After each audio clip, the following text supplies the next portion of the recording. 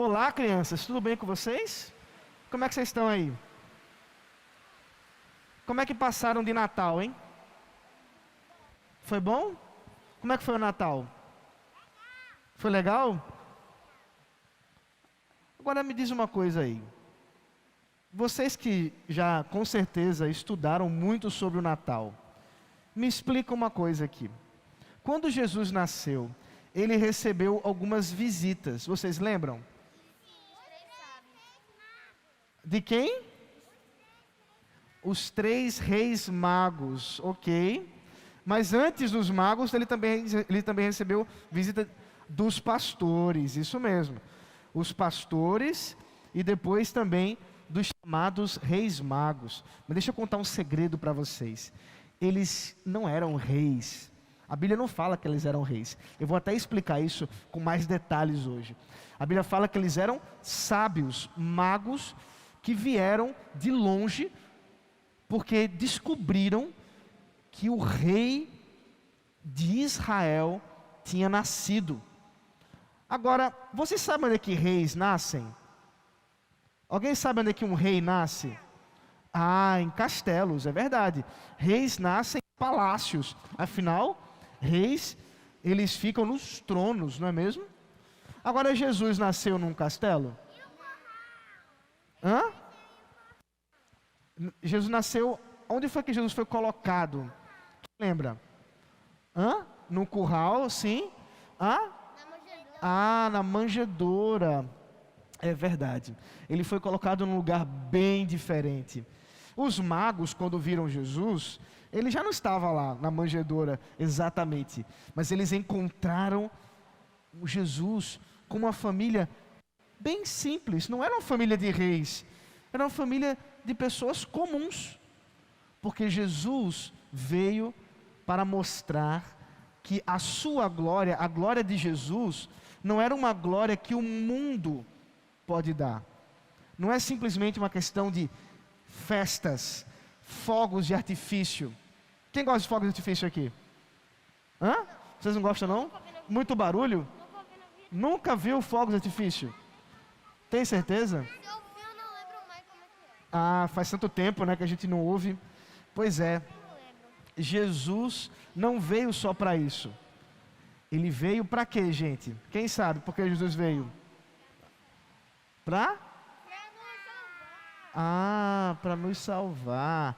E esse é o verdadeiro sentido do Natal, não é mesmo? Ou é Papai Noel? Papai Noel não existe. Pois é, isso é uma boa notícia. A notícia maior é que Jesus existe, não é mesmo? E é por isso que nós podemos ficar muito contentes, não é? Porque o Natal é o nascimento de Jesus. É verdade. E é por isso que nós podemos celebrar a vida de Jesus e a nossa vida também. Porque Jesus nasceu e Ele continua vivo para todo sempre, não é? Vamos orar juntos aqui então. Feche os olhinhos comigo. Vamos orar. Papai do céu, obrigado por essa noite que o Senhor nos dá para celebrar a vida do Teu Filho. Que o Senhor nos dê mais e mais motivos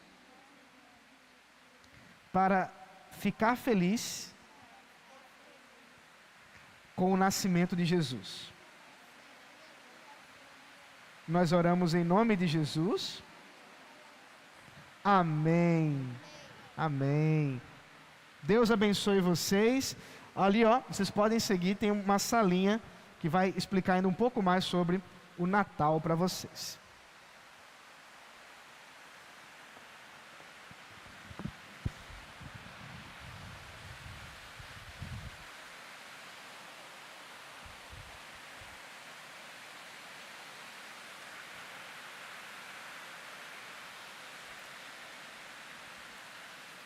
Meus irmãos, como eu havia dito anteriormente,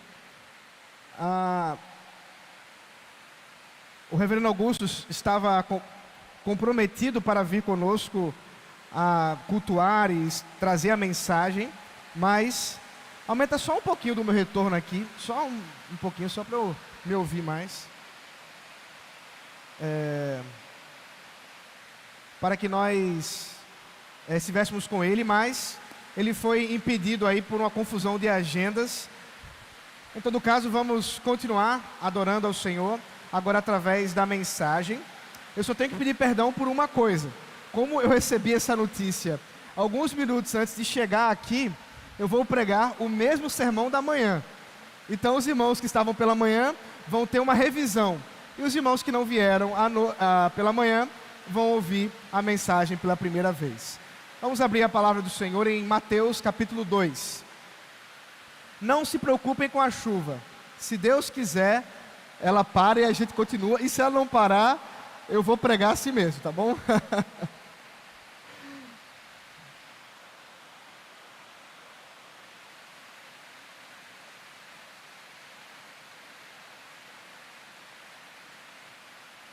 Mateus capítulo 2. O nosso objetivo é o capítulo inteiro. Nesse primeiro momento, eu farei a leitura do versículo 1 até o versículo 12. Até o versículo 12. Mateus capítulo 2, a partir do versículo 1, diz assim: Tendo Jesus nascido em Belém, da Judéia, nos dias do rei Herodes, eis que vieram os magos do Oriente a Jerusalém, e perguntavam: Onde está o recém-nascido rei dos judeus? Porque vimos a sua estrela no Oriente e viemos para adorá-lo. Ao ouvir isso, o rei Herodes ficou alarmado, e com ele toda Jerusalém. Então Herodes convocou todos os principais sacerdotes e escribas do povo, e lhes perguntou onde o Cristo deveria nascer. Eles responderam: em Belém da Judéia, porque assim está escrito por meio do profeta: E você, Belém, terra de Judá, de modo nenhum é a menor entre as principais de Judá, porque de você sairá o guia que apacentará o meu povo Israel. Com isto, Herodes, tendo chamado os magos para uma reunião secreta, perguntou-lhes sobre o tempo exato em que a estrela havia aparecido. E enviando-os a Belém, disse-lhes: Vão e busquem informações precisas a respeito do menino. E quando o tiverem encontrado, avisem-me para eu também ir adorá-lo. Depois de ouvirem o rei, os magos partiram. E eis que a estrela que viram no Oriente ia adiante deles, até que chegando, parou sobre onde o menino estava. E vendo eles a estrela, alegraram-se com grande e intenso júbilo. Entrando na casa, viram o menino com Maria, sua mãe. Prostrando-se, o adoraram. E abrindo os seus tesouros, entregaram-lhe suas ofertas: ouro, incenso e mirra. E tendo sido avisados por Deus em sonho, para não voltarem à presença de Herodes, os magos seguiram por outro caminho para a sua terra. Vamos orar mais uma vez. Obrigado, Pai, por esse tempo que o Senhor nos dá de ouvir a Tua voz. Ilumina os nossos corações, guia agora nossas mentes para compreender aquilo que revelaste aos Teus santos.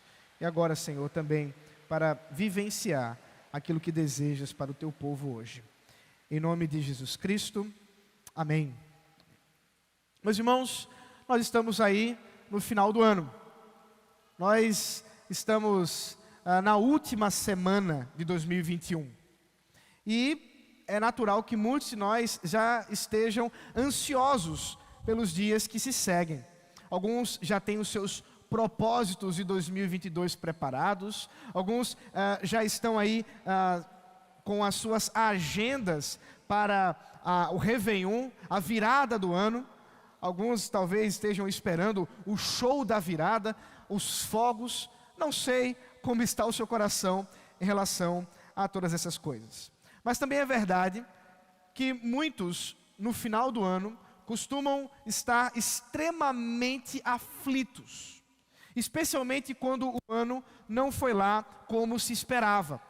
E na verdade, 2020, 2021 não foi como nenhum de nós esperava e continua sendo como nós não aguardamos. Muitas notícias e não tão boas assim.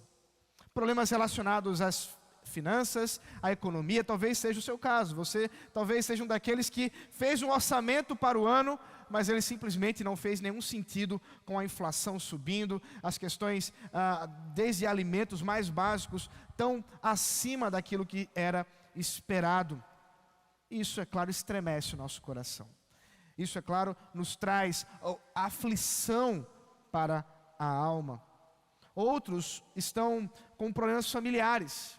Talvez você seja um desses, que está aí finalizando o ano, celebrações natalinas, você vê a família reunida e seu coração fica aflito, a sua não está. Talvez foram situações durante o ano, questões políticas, são tantos motivos que têm dividido as famílias, não é mesmo? Talvez seja mais duro, talvez seja mais difícil. As famílias perderam entes queridos. Talvez o seu coração ainda esteja aflito por causa dessas questões. Outros, talvez mais patrióticos, estão aí com seu coração entristecido por problemas políticos. A verdade é que essa virada do ano, esse calendário que nós assimilamos, muitas vezes nos causam reflexões. Porém, muitos se voltam para tentativas mundanas, terrenas, de acalmar o coração. É normal também muitos estarem apegados às mandingas e encantamentos de virada de ano.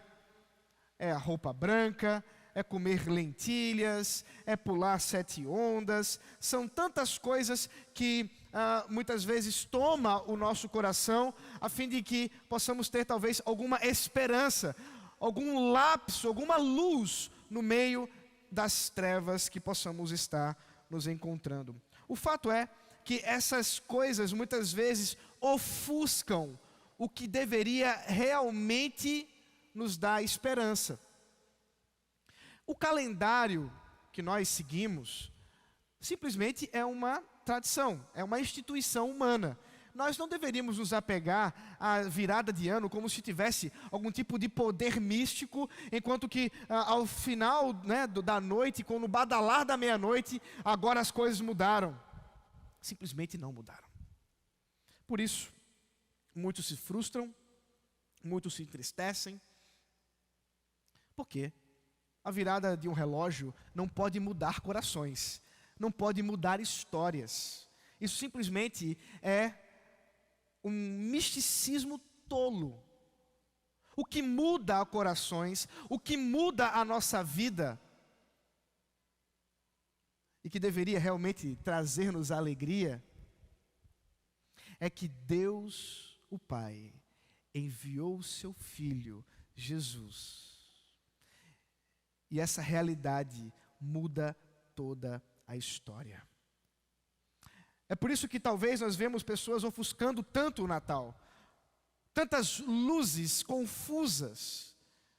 É Papai Noel para lá, é compras e consumismo para cá.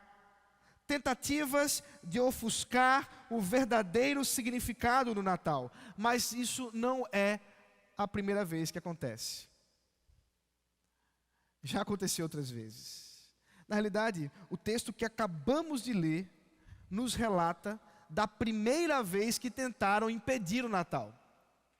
Da primeira vez que tentaram, de alguma forma, impedir que o Senhor Jesus cumprisse a sua missão. O Evangelho de Mateus é um evangelho escrito para que confirme a palavra de Deus nos corações. Mateus se preocupa muitas vezes, ele faz isso várias e várias vezes, de dizer que a palavra foi cumprida. Cita textos do Antigo Testamento para finalmente dizer aquilo que foi profetizado, aquilo que foi prometido, de fato foi cumprido em Jesus Cristo. Deus honrou a sua palavra, porque Deus é um Deus que cumpre o que diz. E não é diferente do que acabamos de ler. O capítulo 1, que lemos na liturgia, nos fala de quando Maria recebe a notícia de que haveria de dar à luz um filho, não um filho comum, não um filho normal, mas o Emanuel, o Deus conosco. Talvez, certamente, ela não compreendeu tudo o que estava envolvido com isso. No decorrer da história, se você observar especialmente os relatos de Lucas, você consegue ver claramente que Maria, ela vai aprendendo, vai assimilando o que está acontecendo consigo mesma. E as mulheres que já engravidaram, as que estão grávidas, nós temos muitas irmãs grávidas aqui na igreja, louvado seja o Senhor por isso, sabem como é cada dia que passa uma nova descoberta dentro da gravidez. Algumas não tão boas, não é mesmo? Mas o fato é que Deus permite às mulheres, nesse processo, conhecerem um pouco mais a respeito daquilo que está acontecendo dentro delas, porque elas não têm controle a respeito disso. Imagine Maria. Ela não tinha controle nenhum do que estava acontecendo, nem dentro nem fora. Ela apenas ouvia as notícias, ela apenas recebia aquilo que estava acontecendo, aquilo que lhe era dito, e em seu coração guardava tudo. A palavra de Deus foi cumprida, Jesus cumpriu aquilo que foi realmente profetizado, e ele veio ao mundo. E Mateus nos conta que quando isso aconteceu, uma visita muito inusitada veio para a casa de José e Maria, os magos do Oriente. E através dessa história, nós vamos ver a primeira tentativa de impedir o Natal, a primeira tentativa de ofuscar o Natal, e o nosso chamado hoje de termos clareza para que nós também, em nosso coração, não ofusquemos o Natal e o verdadeiro significado da vinda do Senhor Jesus Cristo. Primeiramente, como já vimos, os magos, ao chegarem na Judéia, vão, obviamente, para Herodes. Ele é o rei. Se eles tinham feito todos os cálculos e nasceu o rei dos judeus, conforme o que eles haviam previsto, daqui a pouco eu explico mais sobre isso, eles foram exatamente para o lugar esperado do nascimento de um rei. As crianças sabem disso. Reis nascem em palácios.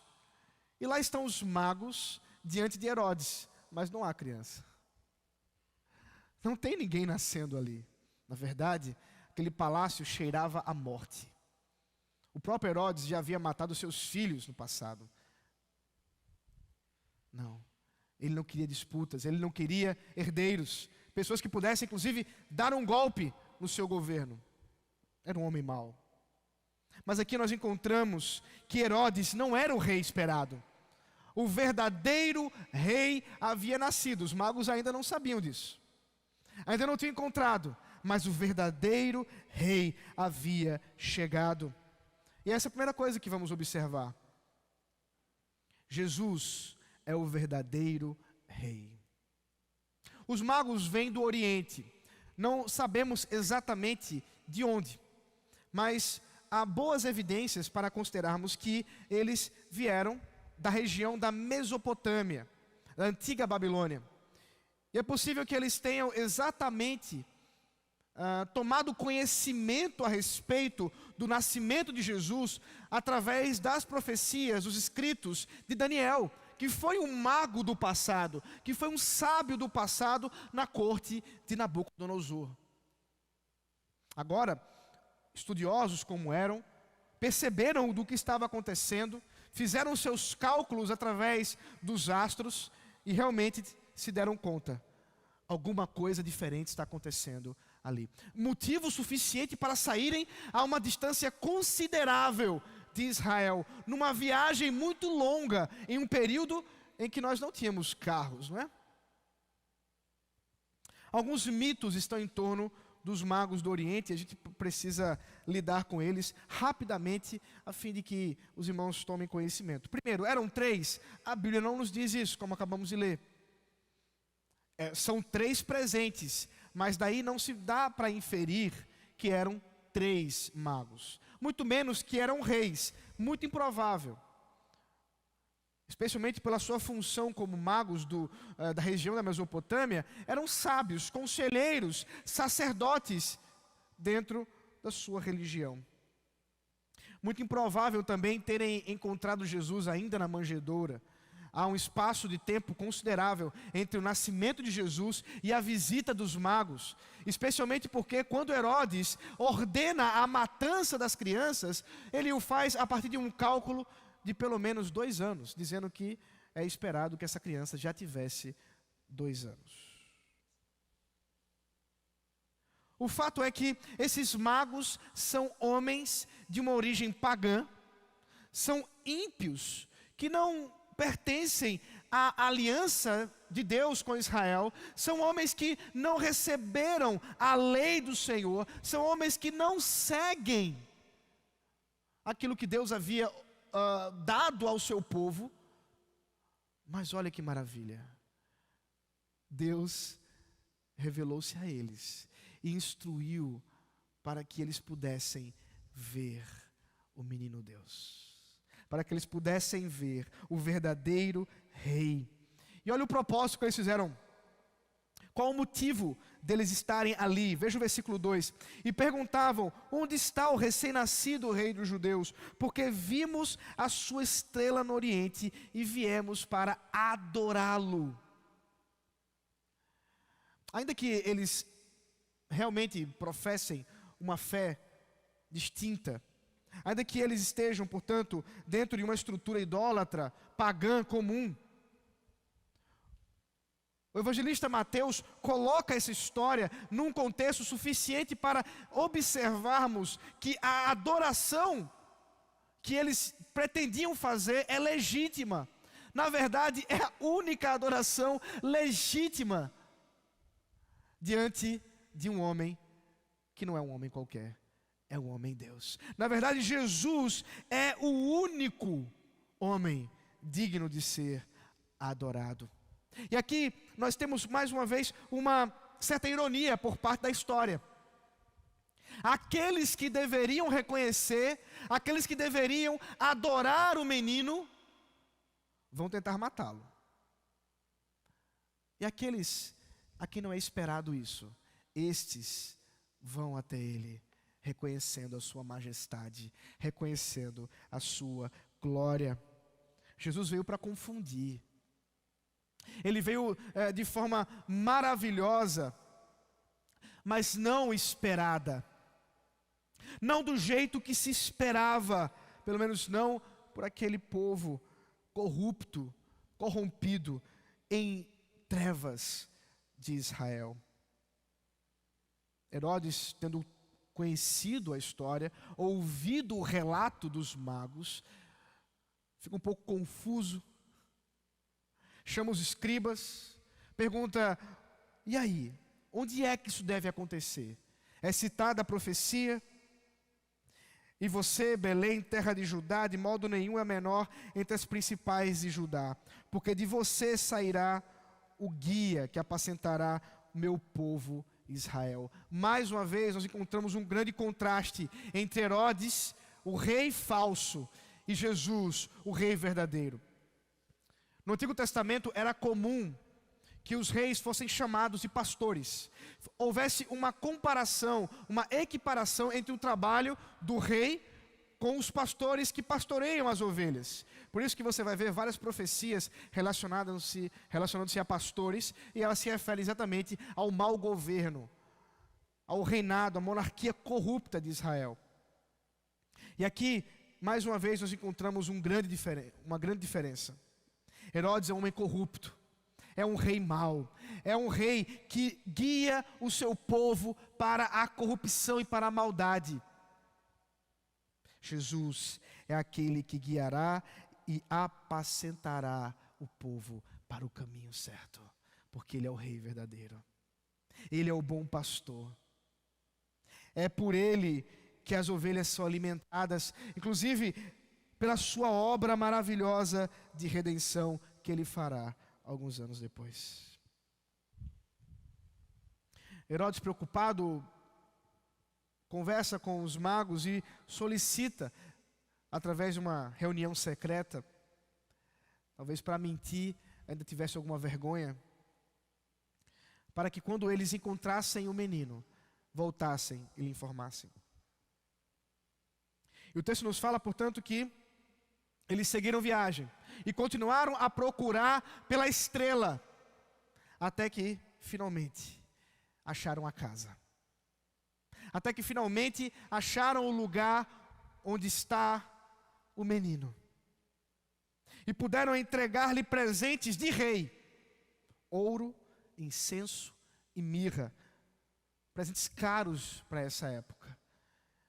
Dignos apenas de realmente pessoas de alto status numa sociedade. Certamente aquela família não tinha esse status, e é possível ver Maria e José confusos com o que está acontecendo, mas Deus sabe o que faz. Jesus está recebendo as honrarias de um rei, mesmo que ele esteja num lugar simples.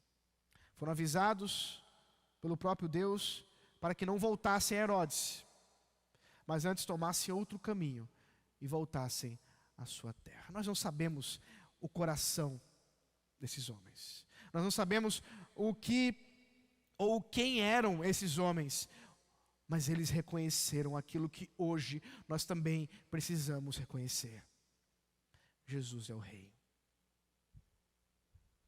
Jesus é o Rei que governa esse mundo. Aquele menino indefeso é o Rei do universo, e Ele está sentado no trono, de onde jamais sairá. E isso nos deve dar esperança. E isso deve realmente mover os nossos corações para o louvor e para a sua glória. Isso sim é um motivo para o Natal.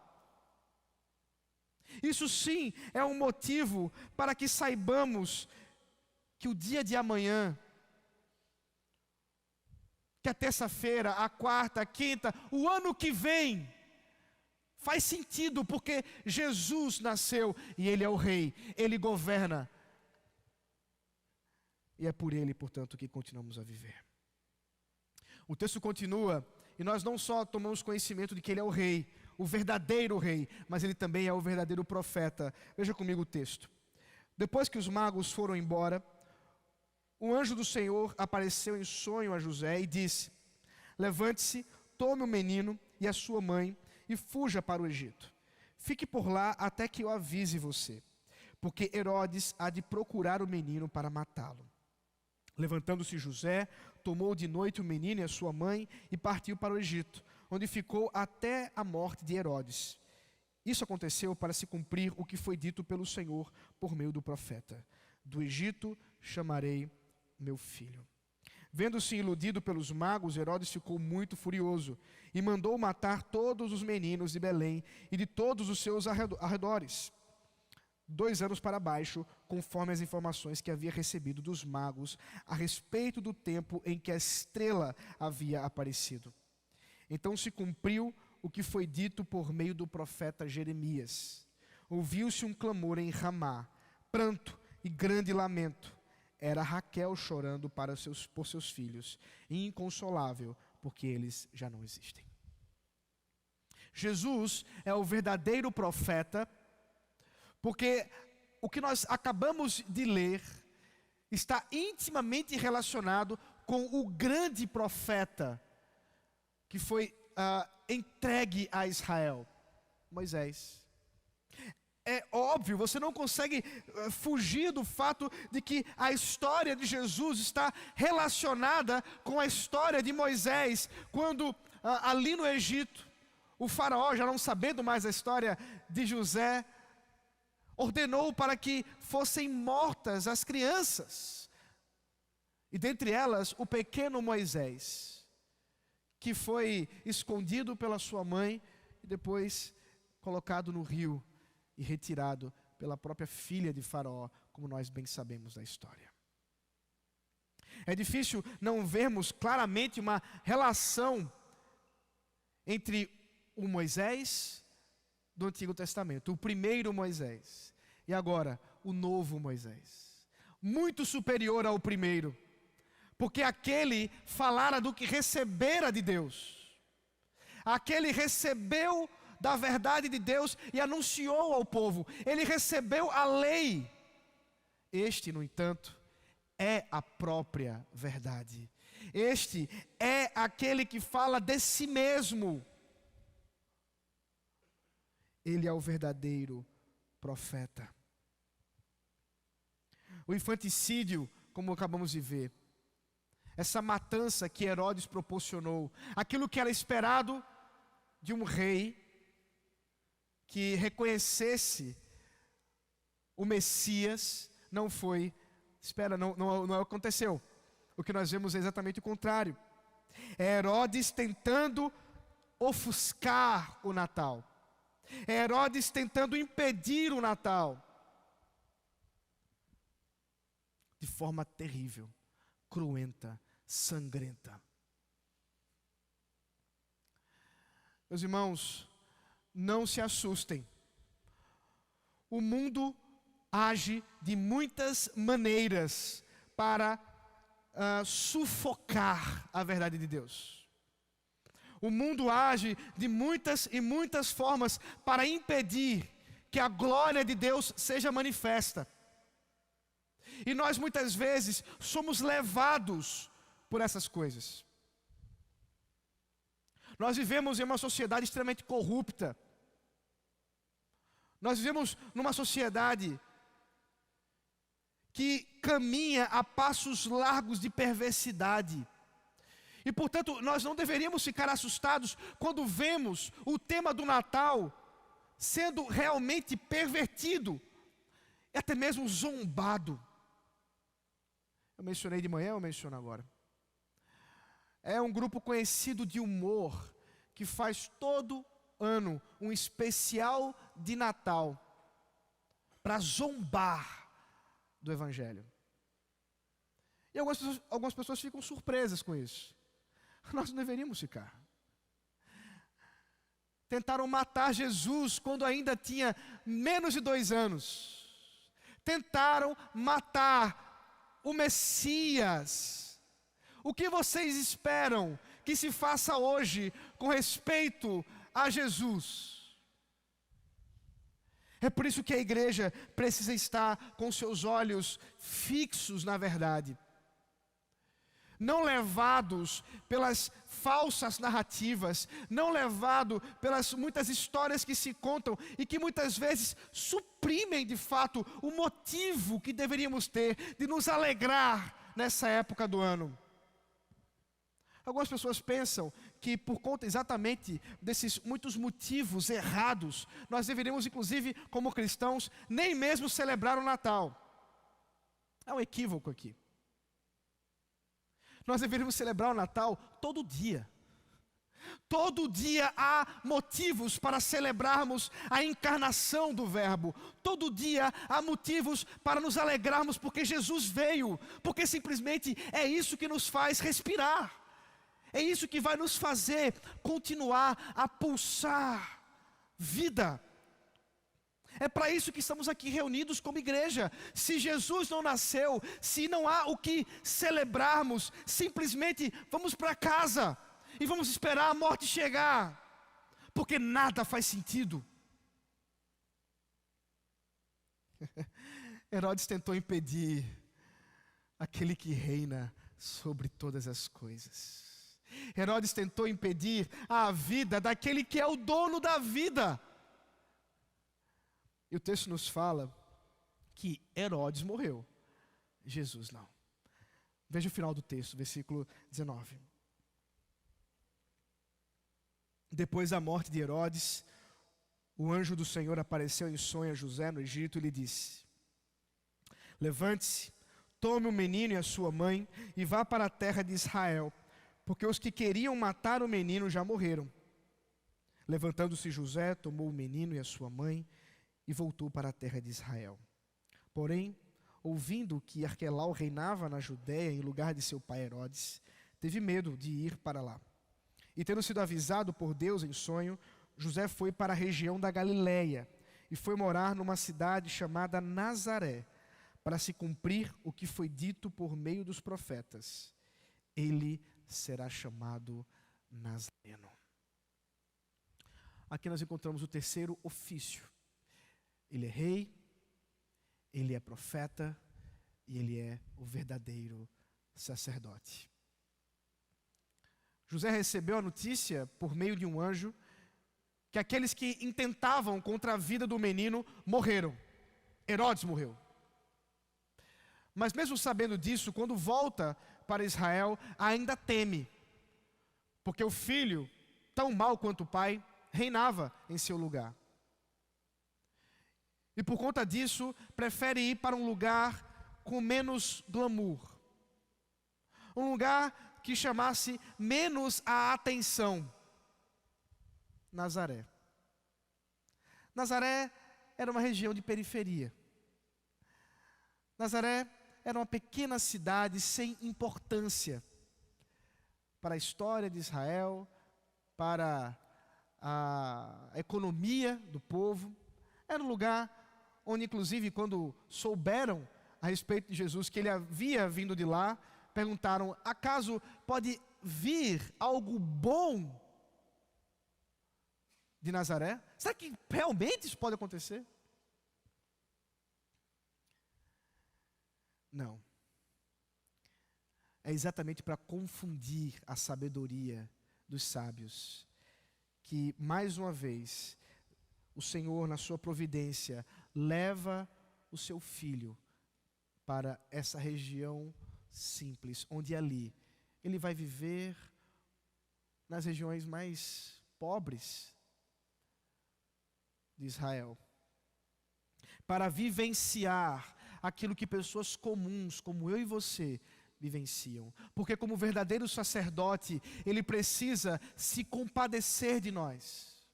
Como verdadeiro sacerdote, ele entra e calça os nossos próprios sapatos, porque ele que veio ao mundo humilhou-se a si mesmo e, tomando uma forma de servo, um servo sofredor, como diz Isaías 53, foi levado para Nazaré, para então ser chamado Nazareno, cumprindo-se aquilo que os profetas disseram.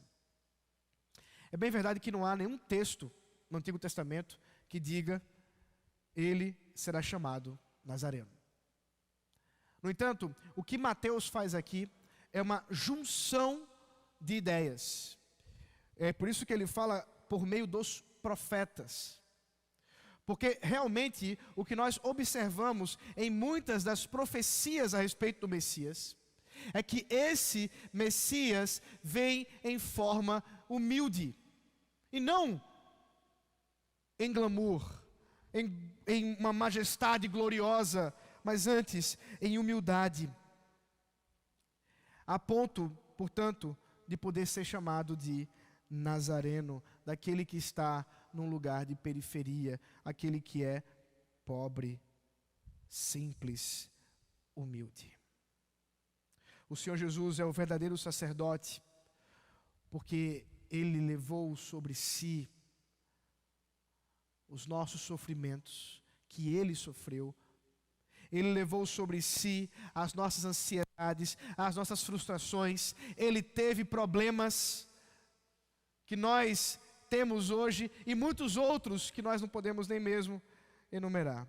Mas de fato, o maior de todos foi a cruz, onde ele tomou a nossa condenação, os nossos pecados, e os encravou naquela cruz, entregando-se a si mesmo, não só como sacerdote, mas também como o próprio sacrifício, como o Cordeiro de Deus que tira o pecado do mundo.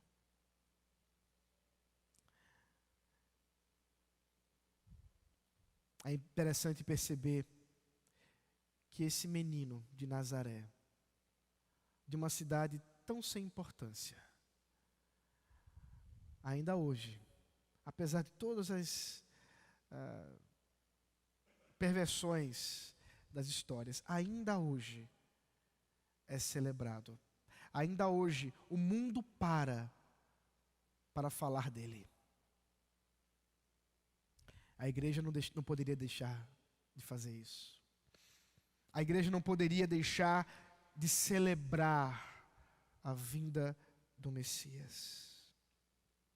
O verdadeiro Natal do verdadeiro Jesus. Isso, de fato, deve trazer alegria ao nosso coração. Como você vai receber essa história? Como você vai lidar com isso? Como um mero amuleto de fim de ano? Muitas pessoas fazem isso, né? Eu vou virar o ano na igreja, porque lá eu tenho certeza que eu vou receber a bênção para o ano inteiro. E alguns fazem exatamente isso, só vai nessa época mesmo. Jesus não é um amuleto, Jesus não é uma pedra da sorte, a qual você pode manipular e tentar mover de acordo com os seus desejos e a sua vontade. Jesus é rei. Talvez, especialmente para as crianças, o motivo seja boas comidas e presentes. Cuidado, pais. Cuidado naquilo que você enfatiza no final do ano. Se a ênfase na sua casa for presentes, comidas e fogos, é isso que significará o Natal para os seus filhos. E você terá problemas. Como devemos reconhecer o verdadeiro Natal? Devemos fazer isso reconhecendo o Rei dos céus e da terra, que é digno de toda a honra, toda a glória, toda a adoração. Não só hoje, não só ontem, no 25 ou no 24. Todos os dias. Na verdade, hoje é um bom dia para você fazer um propósito no seu coração. 2022 está vindo. São 365 oportunidades para que você adore a Jesus, para que você reconheça o Messias, digno de toda a honra e toda a glória. Ele é o verdadeiro profeta. Onde vamos encontrar a sabedoria para os problemas do ano que vem? Na sua palavra. Onde vamos encontrar consolo para as aflições desse ano e do ano que vem? Na sua palavra. Onde vamos encontrar motivos de alegria e celebração? Na sua palavra. É nela, por ela, que podemos encontrar a verdadeira sabedoria, porque o Senhor fala na sua palavra. Essa é a garantia que Ele nos deu. Esse é o verdadeiro testemunho. A verdadeira testemunha de Cristo é a Bíblia Sagrada. Mais um bom propósito para você fazer para esse ano. Finalmente cumprir aquele plano de leitura da Bíblia continuada até o final do ano, a Bíblia inteira. Está aí um bom desafio para você. Quem sabe 2 vezes. Ele é o verdadeiro sacerdote. Nós não precisamos clamar por outras coisas. Nós não precisamos ir atrás de ídolos. Nós não precisamos ir atrás de santos. Aquilo que realmente nos faz mudar a vida, aquele que realmente intercede por nós dia a dia, é o verdadeiro sacerdote Jesus Cristo. É Ele, somente Ele, que pode mudar a nossa vida. Ele é o perfeito intercessor. 365 dias orando e clamando e chorando aos pés de Cristo. Não adianta você clamar por governo, não adianta você clamar por ciência, não adianta você clamar por o que seja que está sendo aí colocado na mídia, porque não há outro Redentor, não há outro, é só Jesus. É somente por Ele, é somente através dEle, que podemos ter um verdadeiro Natal.